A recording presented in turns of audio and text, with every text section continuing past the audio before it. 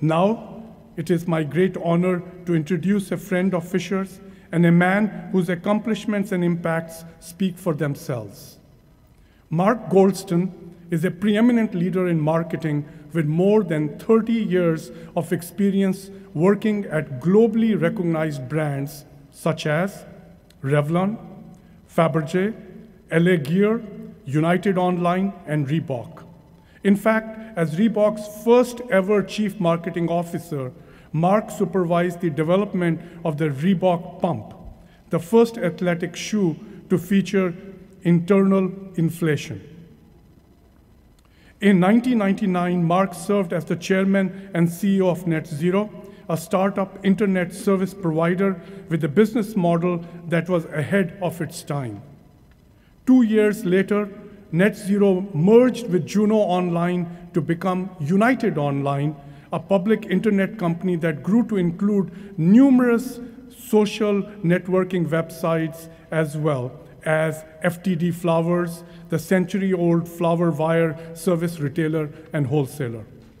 Mark is now executive chairman of Pulse Health, chairman and CEO of the Goldston Group, and most recently became the co-founder and general partner of Athletic Propulsion Labs, an athletic footwear and apparel company founded by his sons, Adam and Ryan. Throughout this amazing career, however, Mark has remained a dedicated and loyal Buckeye. He's a member of the Dean's Advisory Council here at Fisher. He delivered the commencement address to the class of 1994 inside Ohio Stadium.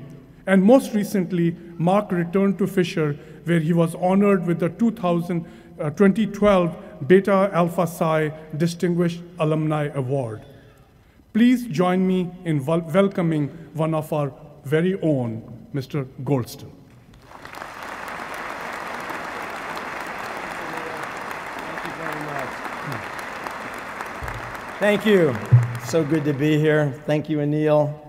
Thank you to Chris Poon, your former dean, a dear friend, did an amazing job, and Joe Aludo, who Joe and I met when Abraham Lincoln was in the White House, and I've known forever and is an absolute icon at Ohio State. Actually, this is kind of weird for me. Last time I was in Mershon, I think it was at a Billy Preston concert in 1975, and we all must have looked like really funny, you know, with big hair, bell-bottom pants, and I'm really not that old, so I'm not sure how that actually happened, but I'm going to try to do something today that's a little bit different than a conventional commencement speech, because I actually have sons that are the same age that most of you guys are, and they say, "Dad, please don't put people to sleep." They don't want to hear the platitudes of a normal commencement speech. These are master's students, MBAs, people who are in a position where they go out in the work world, come back to school, and then go back out again. And so you're talking to people who have actually already tasted the reality of the work world and made a conscious decision to come back here to get more education and get leverage to try to drive your career forward. So I'm going to share a little bit with you about the path that I had, because it's ironic that the path I took is very similar to the path that a lot of you want to take today. I know that seems odd, because when I got out of business school in '78 and went into corporate America, the thought of people your age getting into a position of authority was really pretty slim. But it turned out to be the case. And I wanted to follow an entrepreneurial path, but I wanted to work within a large corporation, which sounds like an oxymoron. But in fact, that can be done. And that's what I want to talk to you guys about today, because there's a lot of things that you can do for yourself and your career, even though you're just starting out with your degree, that can have dividends for you for the entire rest of the time that you're working. And you know, when I went to NetZero, and Neil talked about it in the remarks, people thought I was having a midlife crisis. I mean, I was in my mid-40s, and I sort of dropped out and went to this thing called the internet, which was weird. There were no real internet companies of note. And I walked in a room that was probably 2,000 square feet with rodents running back and forth. We had something called the Frito mouse. He would show up every day at 3 o'clock, and he'd have a Frito in his mouth, and he'd run across the floor. And everybody would freak out, and finally, after a while, we started to worry if we didn't see him, like if he was okay. Like, how come the Frito Mouse isn't here today? And when friends of mine would come out to LA to visit me, and I'd have them to the office, they'd go, what happened? Like, you're sitting in a room of 50 people, 2,000 square feet, you're at an open desk. Like, did something happen? What happened to your career? I said, this internet thing is going to be a big deal. And they're like, oh, Mark, another crazy idea. Turned out, we took the company public in September of 1999, and we had $3.5 million of quarterly revenue, which is like a good t-shirt shop. And we had the third biggest IPO of we raised $184 million we raised on a company with $3.5 million of trailing quarterly revenue. You know, as I'm fond of saying, you can't make that up. But the really good thing was I was on the treadmill one morning and my mom calls me and she says, hey Mark, did you read the journal today? I said, no Mom, I'm on the treadmill, why? She says, we might not want to read it today. Today's probably not a good day. I go, why not? She goes, well, you've been called the dumbest business model of all time. I sat down with that. She said, no. In fact, they also referred to the merger that you just did with Juno as being two skunks trying to breed a mink. This is my mother telling me this. So I'm like, you know, Mom, they're not too far wrong. I mean, we are kind of two skunks. I mean, the internet had gone up and then it crashed. So I lived through the nuclear winter of the internet. So we were everybody's darlings and then we were, you know, the scourge of the earth. The internet melted down. I had a 37-cent stock. 37 cents. That means it doesn't have a 1 in front of it. So I get a letter from the NASDAQ.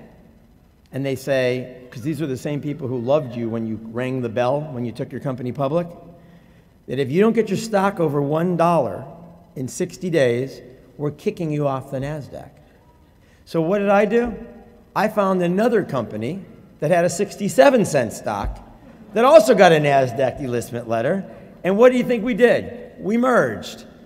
So the two skunks actually did come together, and within a year, that dumbest business model of all time actually made a profit. And over the ensuing 13 years, that company made almost $2 billion of EBITDA. From the dumbest freaking business model of all time. So what's the lesson? And think about this, because you guys are going to get presented with opportunities that your family or your friends are going to say, boy, that just seems too far afield. But this is what mavericks do. So some people like to say they're mavericks, and some people actually like to be mavericks. And people have to not be afraid to fail when you go into businesses like this. Because when you see people who are entrepreneurs, very rarely will you ever find an entrepreneur who hit it right on the first time. Very rarely. You know the old expression, what do you call somebody who's failed 5 times? A serial entrepreneur. And there's a lot to that. So what I want to do today, as he puts on his reading glasses, is I want to talk to you guys about 2 things. One, about this millennial group that you are, and how you're going to change this business world forever. And I'm going to give you some information that'll probably blow you away if you don't already know it. And then I'm going to give you something that I call the Goldston 5. It's a catchy phrase. And there are 5 key things that you can not only use when you get out of here, but you can actually use them for the rest of your life as a way in which to help guide you through whatever it is you choose as your path. So the first thing I'll do is talk about this millennial situation. So for those of you in the audience who aren't millennials, like all of us, so there's 4 key groups that you need to know about. There's the traditionalists, and I'm not naming any names, but those are people who basically were born prior to 1943, so 1900 to 1943. And today, they're about 4% of the workforce. And those are typically people who would have a 7 in front of their age or more, but they're still in the workforce. And then you have the group that Chris Poon and myself and Anil are part of, and that's the baby boomers. And that's been, you know, largely hailed as the most productive generation of our time. Just saying. Not for nothing, I'm just saying. Then you have Gen X. So Gen X, Generation X, that's a group that was 1965 to 1975, Those guys, different ball game. They were the first people after the boomers, tough act to follow, lots of changes going on, very unsettling. And then you got you folks, the millennials. And millennials today are 19 to 32 years old. And you're going to change the world. And if you look at the workplace today on a global basis, other than the 3 or 4% and the traditionalists, it's about a third millennials, it's about a third baby boomers, Gen Xers, and it's about a third millennial, and it's about a third millennials. So baby boomers, millennials, Gen Xers. In 5 years, the millennials are going to be 65% of the global workforce. By 2025, which is 10 years, it's going to be approaching 75% of the global workforce is going to be millennials. And then you have this effect that's called the silver tsunami. Some of us don't have silver yet, but we're in that group. And the silver tsunami are people 55 plus in the workforce. So people used to retire at 65, but that's because they died at 68. With life expectancies being what they are today and the cost of living being what it's being, people are working well into their high 70s. So you're going to be the first group of people who are going to have to deal with a world where 70+% are going to be in your group, and the other 30% are going to be a much older workforce. And you guys are going to all have to figure out how to make that work, and a lot of those people are probably going to be working for you. Whereas in the old days, you would have always been working for them. And I want to talk about this because the millennials are changing the way businesses are being constructed. I was at a presentation a few weeks ago from Gensler. Gensler is the worldwide famous architectural firm, and they showed us the new office buildings that they're building all around the world that are being mindful of you folks and how you think and how you work. And the business of cubicle to small windowless office, to small windowed office, to a little bit bigger office, that's gone. Because this generation doesn't want to sit in cubicles and little offices with windows. This generation wants to be up and moving around and integrating. You guys believe, which I share your view, that sitting is the new smoking. Sitting is about the most unhealthy thing anybody can do. We weren't built to sit. But your generation is the first group that's actually done something about that. So you're digitally savvy. You live on your smartphones and your tablets. The last thing you do at night, according to recent studies, 80% of millennials, the last thing they do at night is what? Check their smartphone. You know the old adage that everybody ends the evening with good night kiss? Now that's a smudge on an iPhone screen. It's true. So businesses used to say, don't bring your cell phones to work, only make business calls. Good luck with that. You folks live in a smartphone, tablet type world, and so businesses are going to have to adapt. The other thing you guys are very focused on is flexible work hours. Flexible work hours would have been heresy to suggest 10 years ago. What does that mean? I mean, in my day, flexible work hours meant sleeping late, right? Today, it's, hey, I may be sending you an email at 11 o'clock at night. I might send you an email at 1 o'clock in the morning. Am I on the clock? If I'm working a job at a major multinational company and I'm working 9 to 6, am I off duty after that? Does that mean I shouldn't send the email at 11 o'clock at night because I wanted to get the project done? So millennials are saying to their employers, don't hold me to this 9 to 6 malarkey. Don't hold me to sitting in a cubicle. Tell me what I need to get done. Tell me when I need to get it done, and I'll get it done.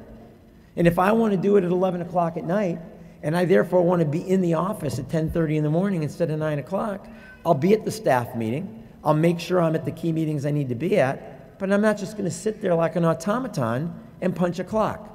That's a very difficult thing for anybody in the workforce who's in the baby boomer generation to grasp, because we're used to being in positions of authority where we create the rules and then we enforce the rules. And people who come in behind us learn the rules, adopt them, and then they become us, basically.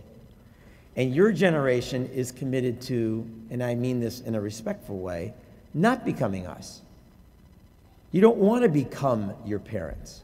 You want to take the best of what your parents have given you and become your own generation and not copy what's been done time and time again.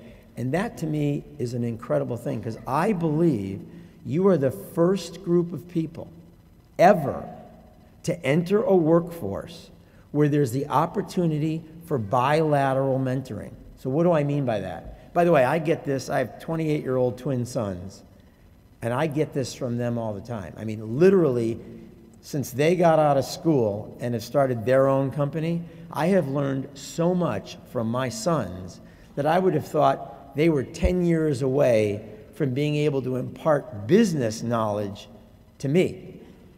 But they are so much more, and I was in the internet forever, digitally savvy. They live in a world where social networking is second nature to you. Your digital awareness is so far in excess of the senior management of any company you're about to join that if the companies are smart, while they're mentoring you and they're teaching you, because you have to learn this, how to run a business, what it takes to resource capital, what it takes to evaluate people, what it takes to create products, you can teach them how to communicate to consumers using the digital world that you are very much more facile with than they are. So you can mentor up and they can mentor down. And let me tell you something. If the leaders are secure enough to allow you to do that, I can't even imagine what business is going to accomplish in the next 10 years. Because you have to have a seat at the table. When I entered business, you would not have had a seat at the table. I became a CEO of Fabergé. I was 31 years old. I was really young.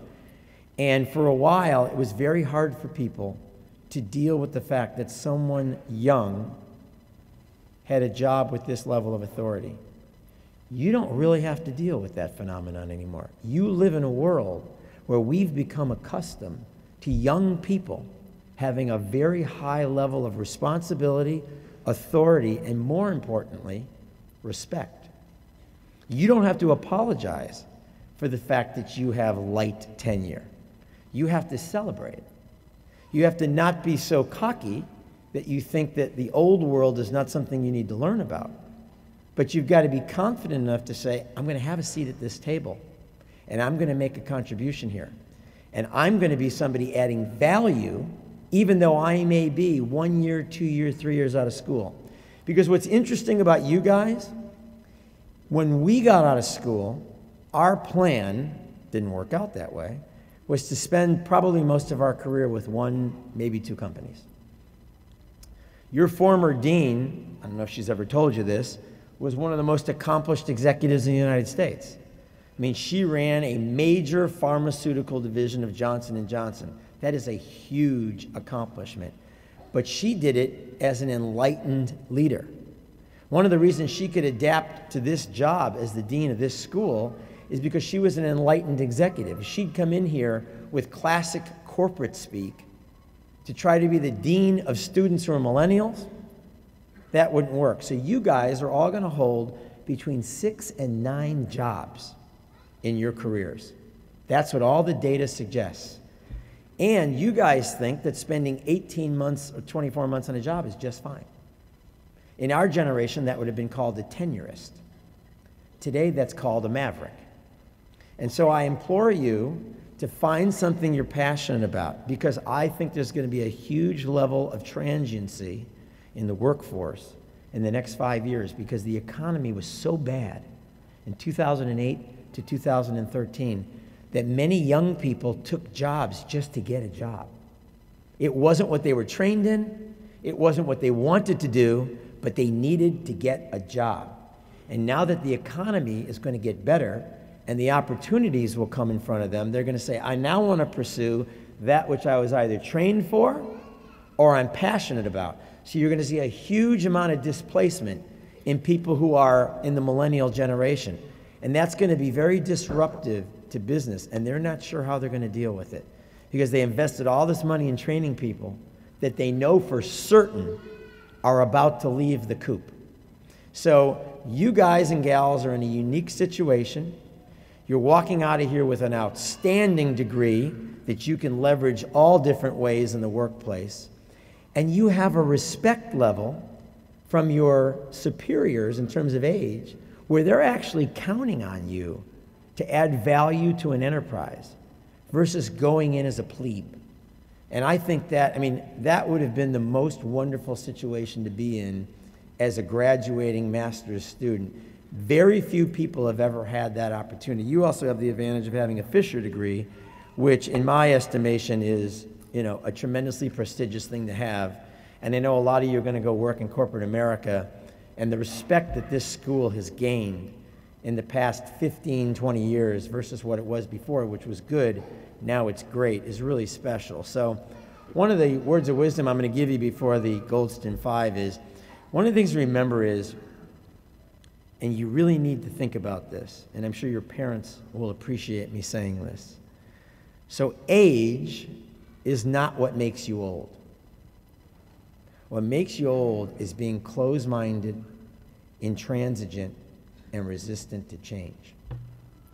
And if you're not any of those things, you can be the most innovative maverick on the planet in your 60s, your 70s, well into your 80s. I mean, look at Callaway, the golf company. It was invented by Ellie Callaway in his late 60s. He was supposed to be in retirement. Couldn't get any distance on his drive, so he invented an oversized driver. How'd that work out? So think about this. It's got nothing to do with chronological age. It has everything to do with perspective and attitude. So with that, I want to transition you into my Goldston 5, because to be quite frankly with you, these things are timeless. I could have told you this 10 years ago. I can tell it now, and I can come back in 10 years and do the same thing, and I think they will work for you. And so I hope that you guys will embrace this. And one of the first things that I talk about, I wrote a book back in the early 90s called The Turnaround Prescription, which, by the way, I would suggest everybody get a copy of. And keep it next to your bed. So if you can't sleep, 10 pages of this thing, you'll be out like a light, and there's no side effects. It's a little dry, just saying, but it was written as a blueprint on how to fix troubled companies. And one of the things that I coined, and I've always used, is this term called a go-to-war skill. So if we declare war tomorrow and everyone has to become a specialist, what's your specialty? What do you do better than somebody else? And if you don't have one, you need to get one. Because a go-to-war skill is something you will use for the rest of your career. Think about it. When you're in high school, who gets the best grades? The people who are good in every subject. They're generalists. Most of those people will never be CEOs. I mean, I hate to say this. I hope I'm not offending anyone. The people who become top of the heap are people who are specialists. They were great at math. They were brilliant at science. They were gifted at writing, but they weren't good at everything. So when you start your career, you're a specialist. And if you're a great specialist, guess what happens? You get to become a CEO. And you know what happens when you become a CEO? You become a generalist. So you've taken your go-to-war skill to the top, and now you're a generalist. And now you have to be responsible for everything. So you need to develop a go-to-war skill. It is really important. You've got about 3 or 4 years that if you don't have one, you won't get one. And so I would implore you to do voracious amounts of reading in whatever specialty you think you have and make yourself indispensable. So that's number one. Second thing is, and I say this all the time, is control your own destiny. You have got to take control of your own career. There is no master plan. I hate to break this to you. 90% of the people who work in companies think there's a master plan for me. Not really true. There's a lot of transiency. Bosses leave. People get laid off. Companies get acquired. The only person who's going to worry about you is you. So you're all CEOs. You're CEOs of a private company. You know what the company's called? You. And you need to manage it that way. You have a personal brand. You need to nurture that personal brand, because nobody else is going to worry about it except you. The next thing I want you to do, and I want you to do this like starting tomorrow, is I want you to write a 5-year plan for yourself. What's my 5-year? Forget about 10-year plans and 15-year plans. We could be in flying cars by then. Really. One thing you know about a 10-year plan is it's going to be wrong. 5-year plans are, where do I need to be? If I'm not there in 5 years, I need to course correct, because the years will burn off before you know it. So set a plan, set objectives, and make sure what you're doing is tracking you along that path. Because as I'm telling you, nobody else is going to do it. And you will wake up one day and you will go, where did the time go? And how did all these other people pass me by? And that is not a great thing to have happen. The fourth thing is, and I feel very strongly about this, is ethics. You can't, I think it's so funny when people say, I'm taking a course to learn ethics. You don't learn ethics. You either have them or you don't. You don't learn ethics. Did you cheat on tests in school? Then you don't have ethics. Did you steal things from the drugstore? Then you don't have ethics. So either you have them or you don't. So if you commit yourself in business, I've been a CEO for 30 years. I commit I'm going to do the right thing. I'm going to make mistakes, but they won't be ethical mistakes. They'll be mistakes of judgment. I was just wrong. But you have to take the high road, and you cannot compromise your ethics. And if you think you can get ahead faster or make more money by taking a shortcut that's going to cause you to toss and turn and say, I wonder if I should have done that, don't do it. Don't do it. It's really important, because I've seen it happen, and I'm going to tell you right now, there is no erase button on your reputation, especially with the internet. Whatever you do, whatever party you're at, remember, somebody's there with a camera. And it ain't TMZ. And if it is, maybe you'll enjoy that. But if it's not good. College ball players have lost scholarships because of it. Young traders have ended up wearing orange jumpsuits because of it. It's really important. So you don't need to learn ethics. You need to practice ethics. If you don't like the laws in this country, change them. If you don't like the rules, change them. But until they're changed, obey them, because that's the way it works. And that's not old-fashioned, that's the gospel. And the last thing I'm going to tell you about, and your parents will resonate to this, each one of you, you need to be special. You need to think you're special. You need to be special. You need to act that way. Because if you don't, nobody will think you are. We were telling our children from the time they were this big, I was always told I was special. Okay, so they lied a little bit, but the net of it was I believed it. Remember that old Aldous Huxley book? I think it was Brave New World that we all read? 120 repetitions makes a truth. If you hear it enough times, you'll believe it, right? You've got to make yourself special. You've got to make yourselves indispensable. You're in a job, say, they can't do without me. I need to make myself project that. Whether it's true or not, it's perception. And if you start to feel that way, you'll be self-confident, you'll project that confidence, and people will want to be around you. You know, people always say leaders are born, they're not bred. That's just wrong. There are leaders who are born, but there are also leaders who are bred. Somebody decides, I want to be a leader. What are the traits that are required? What do I have to do to become a leader? And am I capable of doing that? And if you believe you're a leader, other people will believe you're a leader. And then no one will begrudge the fact that John got promoted or Susan just left to get a much bigger job. They will respect the fact that you were a leader. And when it comes time to think about how to advance you in your career, guess who are the people that they think about? The people who are special. How did they get to be special? Because they said they were. And they acted accordingly. So if you take these principles, they apply to your whole life. If you're going to become parents, Whether you're a parent, or you're an executive, or you're a soccer coach, these same principles apply. Follow the rules, be special, have a special skill, do things the right way, and control your own destiny, and make your own plan. Where does that not apply in your life? So I think you guys have I'm excited for you because I want to be a part of this as well. I'm not going anywhere. But we need your generation to accomplish what we need to get accomplished as a country if we're going to stay on the forefront as the global innovator. Because there's a lot of people who think that we've slipped from that. And you guys are the future. So we need to enable you, we need to empower you, we need to support you, but we need to work together.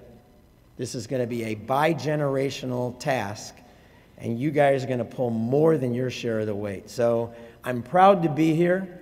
I'm proud to be a Buckeye, and I'm really excited for what you guys are going to accomplish in your lives going forward. So thank you very much.